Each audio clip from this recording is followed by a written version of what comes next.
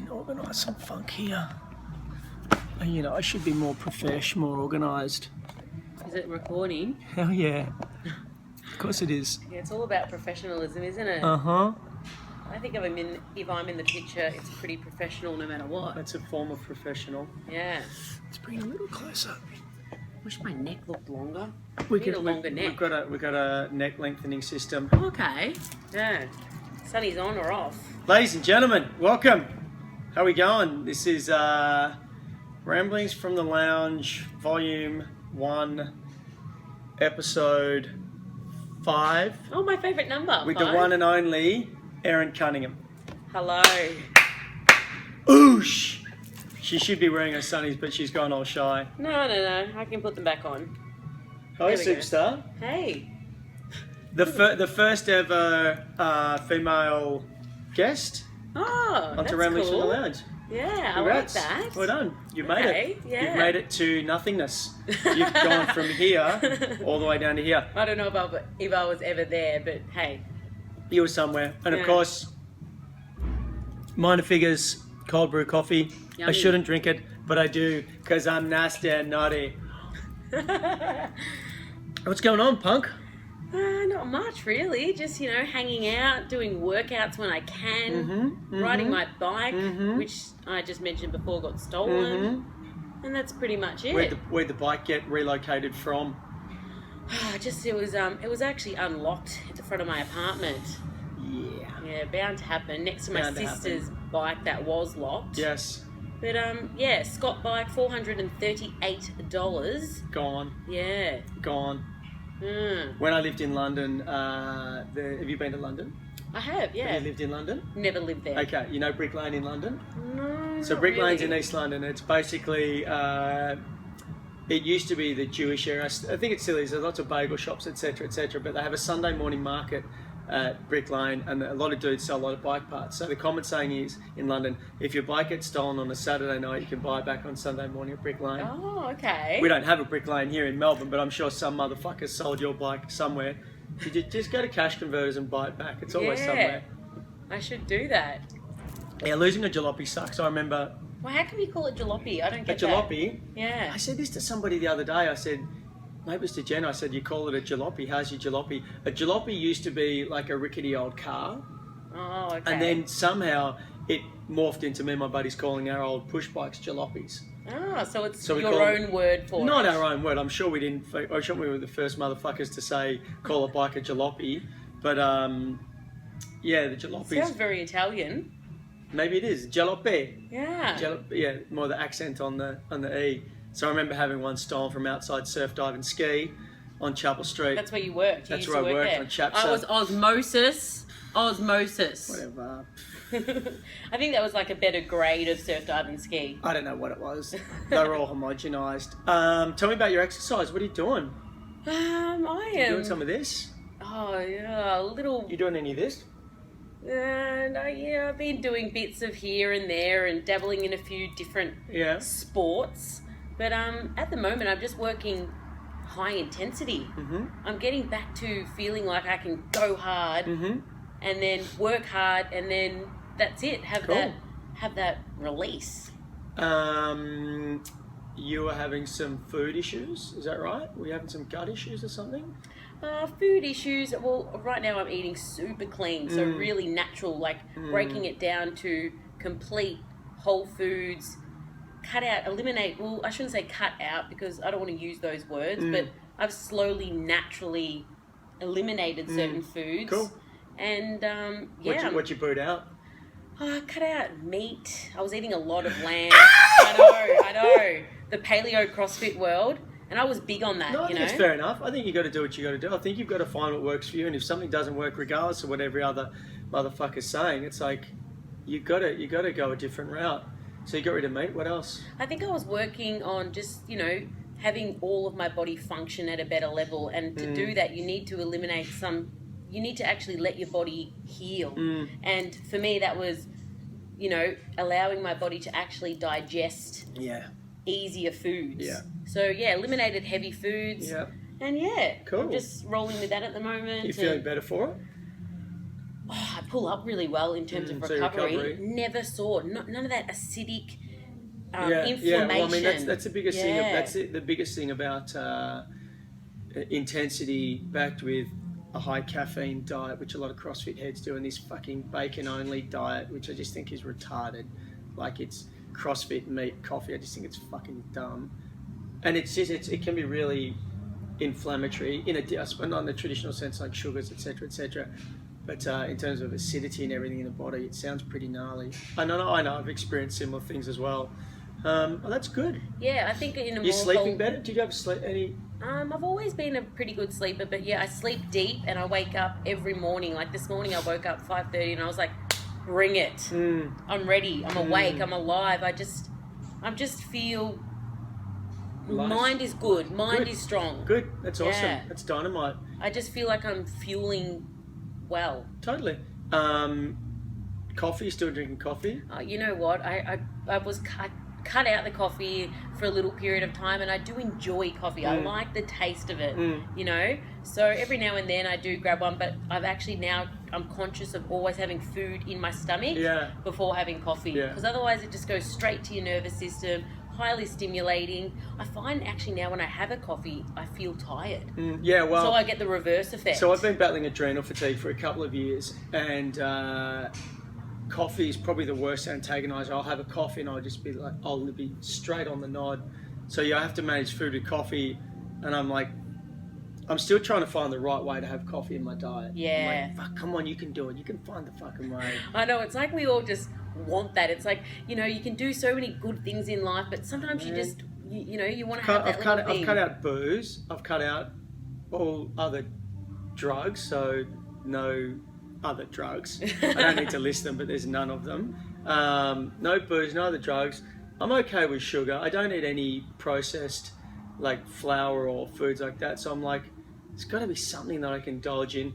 Ice cream bars and chocolate bars are pretty high on the list that I do indulge in. You could always try anal sex or something. Yeah, I tried that with myself. As in I should like eliminate anal sex or put it back into my life. Okay, got it. Good. Just making sure the lines of communication are clear here with Erin Cunningham. Communication is very important. Particularly with anal sex, kids. Yeah. What's going on in the commentating world, CrossFit commentating? For those that don't know, Erin Cunningham has the toughest job in the world, commentating the world's worst spectator sport of competitive CrossFit. Have you ever done anything nationally or just in Vic? No, nothing nationally. So she's Victoria's best. Actually, I lied. I've been to Queensland for an event that actually Jeremy Austin organised, and he got me there for it, and it was a great event. It was one of my first ones that I did. It was I forget now, but it was in Queensland. Not Red Rock Gold Coast. It was a big teams comp. Cross-axed or something? Oh, now I've forgotten the name of it. So you can check on my LinkedIn or... So you're a national, so you are Australia's best CrossFit commentator. It's a fucking tough gig. Yeah, it's fun. I find that sort of stuff natural, actually. Like, it's sort of just, you pick up the mic and you just talk, and it becomes a show. It becomes I used to imitate Mariah Carey growing up and all these people, so I just think... Can you imitate Mariah Carey when you're doing a comp? I don't know if that would go down so well in the professional sport of CrossFit. It's not a sport. It's a world's worst spectator sport is what I call it. I think you do a cracking job. I was thinking of it like, judges during the Open just counting reps, but let alone when you have to stand there and go through the same workout over and over again as a commentator, trying to find something different to amp up the crowd. Oh my gosh. Yeah, you definitely get to that point where it's like mid-afternoon and you start to like wonder where your eyes are. Like they sort of are falling back in your head and you're just running on adrenaline and all this stuff is happening. And I must admit, after the events are done, judges and myself and other people involved, you're emotionally exhausted because of the energy. It's all energy that we're absorbing, Well, all the other athletes get to go and sit in the car for an hour and a half and have a breather, get some fresh air. You poor commentators have to stand there the whole day. Yeah. Unless you got someone to tag out too.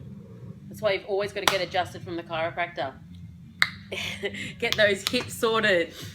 What else is going on? What are you reading? Reading. You sent me that. I read that bit that you sent me last night. Oh, okay. That was pretty about, cool. About neuroses and Neurosis. stuff. It was all about the brain. It was all about pretty much how people say that being neurotic is like ill-minded and mentally deranged and psychotic. That's all right. You said it. Yeah, we're good. You're good. And all these things, but really, it's just. It was just really interesting to see that, because it's actually, they say that it's your subconscious speaking to you and it's your true desires, but people put it into a box and they say you're ill-minded or we can't deal with what's going on in your thoughts right there, so we're going to categorize you and place you there, but it's actually the desire, your subconscious screaming out to you. But also, neuroses would be like you've got a baseline against what is the right way to think and the wrong way to think. So anything that deviates from that is like, people can't tolerate it. So therefore they see it as neurotic or bad. So it's just a different way to think. It might not be your idea, but the brain. And that's true. And like, who actually made that? But yeah, who said? Like, everyone's got a different way in which they might have been like programmed to think from a certain age and point in their life. Yeah, who said that that's the right or the wrong way to think, or who? Yeah, it's very. I mean, I think that goes with everything these days. I mean, there was a book I read last year called Sex at Dawn, all about sexuality and monogamy and stuff like that. And that was really interesting, just talking that society's created certain rules for acting, and most of it's bullshit and incorrect. So these people that are now determining that it is incorrect and there's other ways to think and live, it's so freaking, must be liberating if you're like trying to find that new path, you know, be it sexually or whatever else, or if you've got, you know, like neuroses, and then it's okay to think a different way and be cool about it. I think so too, and I think so many times, like, people actually, what we're programmed to think is embarrassing or is shameful or is sinful. Let's all go Catholic, Easter, woohoo. I don't like Easter. Don't you? No, I'm not into the whole, let's praise self-sacrifice. Right. Let's praise sins and... Anyway, but that's fair enough. I mean, I don't give it any thought. Okay. I just don't give it any thought. I don't give any. I don't really give any. That's a calm place organised religion, any rituals. I don't give them any thought. I don't get wound up in them. Yeah. I just don't spend any time on them. Cool. But yeah, sorry, go on. Well done, Viv! Woo! That was Viv finishing 15 minutes. 21:15.9, was no, it? No. Oh, okay. 21 GHD sit-ups, 14 single arm dumbbell jerks. But yeah, going back to what I was saying before, I think that we think that it's shameful or sinful or embarrassing to do these things, but it's like, you know, humiliation and stuff like that is actually like really powerful and really liberating. You know, if you can put yourself into a situation where you were just at a real low level or you're completely humiliated, it's like, to come out of that is just like, it's almost like with fitness. You go to a certain level of fitness and then you get to another level and you're like, wow, you're at this super better state of fitness. It's the same with brain, it's the same with emotions. You go to this state of embarrassment and shame and then you come out of it here, you know? Yeah, totally. And it's like, on the flip side of that is this whole idea of ego and what ego is. So humility and ego are sort of like little bedfellows. So you need to be humble and, you know, face some humility. So let your ego fucking take a kick. Yeah. Because there's obviously growth in that. But do you think you have to have the want and the desire already to want to put yourself in those situations? Of course, absolutely. Yes. You've got to be self-aware. Yeah. If you're not self-aware, it's never going to happen. But that's it. But there's a lot of fucking people that walk around. Either they're not self-aware or they just don't give a fuck. And they seem very content with it. And sometimes I'm like, I would love a bit. Me too. I would love some of that content. Me too. Like, sometimes I think, wow, like, that's cool. How can they go through life being such an arsehole, but they must be so quietly content being that arsehole? Or because they don't even realise that the things that they are saying is like only coming from a state of your own place of unhappiness. Yeah. But then are they unhappy? You know, this is where we could go forever. I don't know. That's it. I mean, happiness is individual, whatever, but there must be people that are genuinely happy, not giving a fuck about other people or how they act in life. Yeah, and so then fuck you. Yeah, fuck you too. Get off this Get chair. Get out of... Oh, hang on. While we're doing This that. is my space now. Now that you've kicked me away. CrossFit St Kilda, my place. I'm taking over. Okay. This is Erin's Christmas present. Oh! Which I haven't... That's it. There's your Christmas present. Oh my gosh, Unwrap thank it. you. Unwrap it. Mwah. Pleasure. Unwrap it. Okay, let's unwrap it. You know what? I love Christmas. No, you don't, because you've already said that you hate religious well, holidays. I like presents. I like Such a getting presents. That's the other thing in life. Hypocrisy. Hypocrisy. Right. What is it? What is it? It's a diary. It's a diary. Oh my god, even better. It's a goals diary. Yes. The goals. camera's over here. Oh. There. That's it. And There. my goals diary. There you go. Oh my gosh, that's fantastic. You know what I actually learned? Because I used to make all these big goals and say, I want to be here, Yeah. and then I want to be there. Yep. And then I would just like put myself into this state of like, oh, hopelessness, I'm not achieving. You know what my mum said to me the other day? No. Write small goals, Erin. Of course. Write one for each month. Mm. And then, go from there. So this month, only buy 2 coffees for the whole month of April. And steal the rest.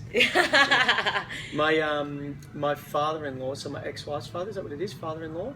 He once said to me, "How do you eat an elephant? One bite at a time." And I thought that was a really good analogy for goal setting and achieving goals. How do you eat an elephant? Exactly one bite right. at a time. Because it's so big, So right? big. Can't eat a whole fucking elephant in one sitting. Yeah. It's going to be like a dinner and a lunch, and maybe a dinner the next day as well. It's 3 meals. Maybe a snack. Can't eat an elephant in one meal. Yeah, okay, I Not like unless you're that. another fucking elephant. Yeah, that's a good analogy, and I am going to put that forward into my goals. Thank you for that. Pleasure, treasure. I didn't What get else you we got? anything. That's all right. Okay. You heartless wench. Winch. What else? We've had CrossFit Open. We've got CrossFit Regionals. Will you go to the Regionals? Do you ever go to that sort of shenanigans? I didn't go last year. It's boring as fuck. No, I like it. Wollongong. I like spending my Sundays on the beach at Wollongong once a year.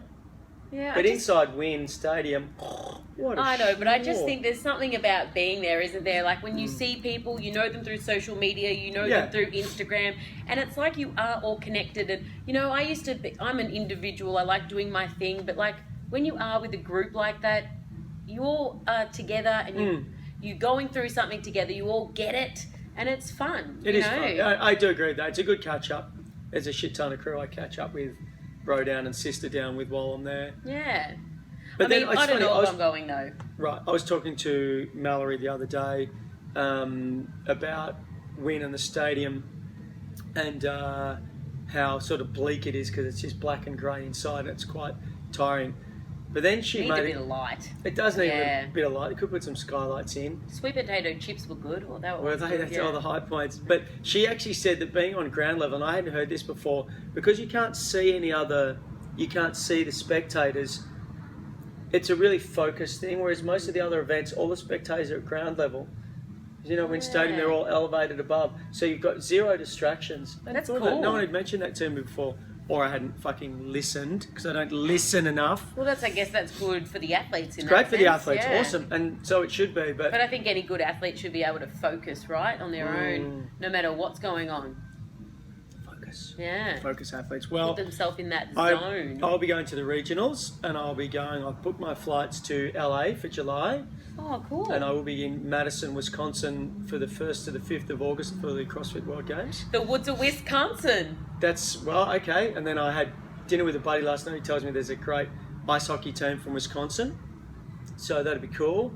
And then I'm going to try and fly to Austin, Texas for a day after I've been in Madison, Wisconsin. You're doing it all. Yeah. I'm not going to road trip. I'm going to plane trip it.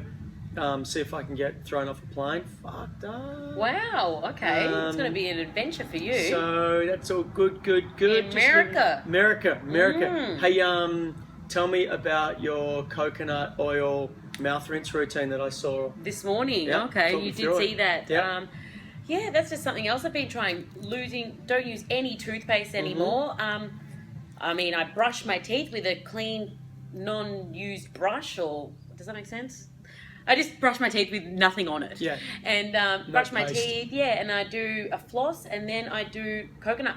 They say coconut pulling, but I really just swish it all around. Is it coconut oil or MCT oil? Coconut oil. So it's got nothing. I'm actually doing it purely not to get all the fats and eliminate toxins. Well, I guess that's the benefit of it, but mainly antibacterial. Yeah. It makes my mouth then feel so good afterwards. Teeth feel good, feel clean. It's great. I use, my friend had told me the other day that there's a thing about scraping your tongue with a piece of copper in the morning. Okay. That sounded pretty radical. I use an Onnit MCT and cacao mint toothpaste. Wow. Yeah, that sounds crazy. Nice. It's really nice. I would eat that. But you could. It tastes like something. However, when you spit it out into the sink, it comes out like runny concrete. Ooh, so you have these brown flecks all through your sink.